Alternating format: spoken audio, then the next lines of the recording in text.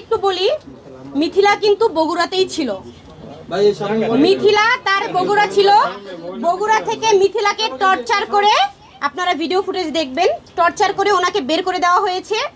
Even আমি হচ্ছে তার পাশে দাঁড়িয়েছি, আমি তার পাশে না দাঁড়ালে সে বলেছে টিকটকের মাধ্যমে তাকে মেসেজ করার সঙ্গে সঙ্গে সে আমাকে নাম্বার পাঠায়, ভাই আপনার সঙ্গে কথা বলতে চাই। তখন আমি আমার মাছের বিজনেসের লাইভের কথা বলি যে আপনি কি আমাকে লাইভ করে দিবেন।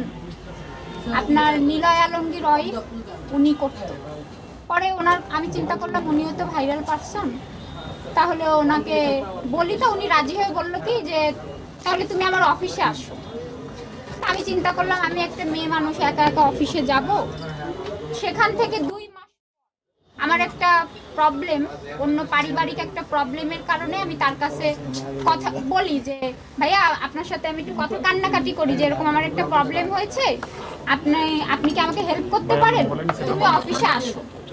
পরে আমি আমার চাচাতো ভাইকে নিয়ে অফিসে যাই, যে কথা বলি সে ওই সলিউশনটা আমাকে করে দেয়।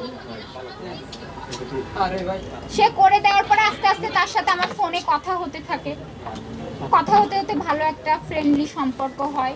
তখন কখনোই আমি রিয়ামনির সাথে তার কথা বলতে দেখিনি। সারা রাত আমার সাথে কথা বলেছে, দিনে কথা বলেছে, বহুবার তার সাথে সে আমার সাথে মিট করেছে। আমি ফোন ব্যবহার করি এই 2-3 বছর, এই সব বিষয়গুলো আমি অত বুঝি না, এত আমি দেখিও না। তখন আমি একদিন ওনারে জিজ্ঞেস করি যে রিয়ামনির সাথে আপনার কি বিয়ে হয়েছে। অনেকে বলে না যে আপনারা সবাই কিন্তু এটা জানেন যে রিয়ামনির সাথে আদৌ কি বিয়ে হয়েছে, তা উনি আমাকে বলে না, ও শুধু আমার নায়িকা। এগুলো তো বলে, এরকম অনেকেই আছে। আস্তে আস্তে ওনার সাথে আমার একটা সম্পর্ক হয়। তখন ওনার মেয়ের সাথে, ওনাকে যখন বগুড়ায় মারধর করে, ওনার মেয়ের সাথে আমার একটা ফ্রেন্ডলি সম্পর্ক হয়ে যায়। মেয়েকে আমি এতটাই, বিয়ের প্রস্তাব উনি আগেই দিছে যে আমরা বাইরে সেটেল হয়ে যাব। তখন আমি বিয়ে করতে, সত্যি আপনি মসজিদে দাঁড়ায় বলবেন আমি বিয়ে করতে কখনো রাজি হই। একটা কথা বলতে বলতে ভালো, কারণ ওনার সাথে আমার কোনোভাবেই এখন আমি অসুস্থ দেখছেন। পরে এক পর্যায়ে ফ্যামিলি সম্পর্কে, মানে ফ্যামিলি কথায় ওনার মা, তারপরে মেয়ে সবাই বলার পরে উনি ওনার অফিসে কাজী ডেকে বিয়ে করেন। বিয়ে করার পরে একটা ছবি আপনারা দেখছেন, ওই ছবিটা, তার আগে আমি তার সাথে কখনো ছবি তুলতাম না, যে ভয়, উনি ভাইরাল পারসন, আমি এইগুলো খুবই অপছন্দ করি। পরে তখনও কিন্তু রিয়ামনির সাথে তার কোনো ঘনিষ্ঠতা আমি দেখি না, আমি মসজিদে দাঁড়াই করব।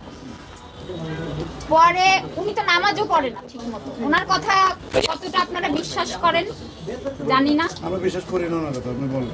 পরে ওনার সাথে আমার বিয়ে হয়। বিয়ে হওয়ার পরে আমরা এই মহানগরেই কিন্তু 2 মাস সংসার করার পরে উনি আমাকে বলে কি আমি তো মিডিয়া পারসন, এখনই এটা ফ্ল্যাশ করা যাবে না। এই আস্তে আস্তে রিয়া আমি দেখি, যখন মনে করেন পুরোপুরি আমি ওনার প্রতি দুর্বল হয়ে গেলাম, তখন আস্তে আস্তে আবার রিয়ামনি অল্প একটু যোগ করবেন, সেটা হচ্ছে প্রেমের প্রস্তাবটা কে আগে দেয়, আপনি দেন? এটা কোনো প্রেমের প্রস্তাব না, একটা মানুষের সাথে কথা বলতে বলতে ভালোবাসা হয়ে গেছে। সে এমন কোনো ব্যক্তি না যে তাকে আমার প্রেমের প্রস্তাব দিতে হবে। আমাদের বিয়ে হয়, এটা গোপন থাকবে। উনি ওনার বাড়ি পাঠায়, আমার সমস্ত ফার্নিচার নিয়ে পাঠায়, বলছে সবাইকে যে সবাই জানবে আমি তো মিডিয়ার, এখন যদি এটা ফ্ল্যাশ হয় তাহলে আমার ক্যারিয়ার প্রবলেম হবে, তুমি তো আমাকে অনেক ভালোবাসো, এইটুকু পারবা না? হ্যাঁ পারবো, কেন পারবো না, তুমি যদি ধৈর্য ধরো সব ঠিক হয়ে যাবে। আর এই কথাটা উনি বারবার বলতো। রিয়া হচ্ছে আমার মিডিয়ার, তুমি হচ্ছে আমার ঘরের।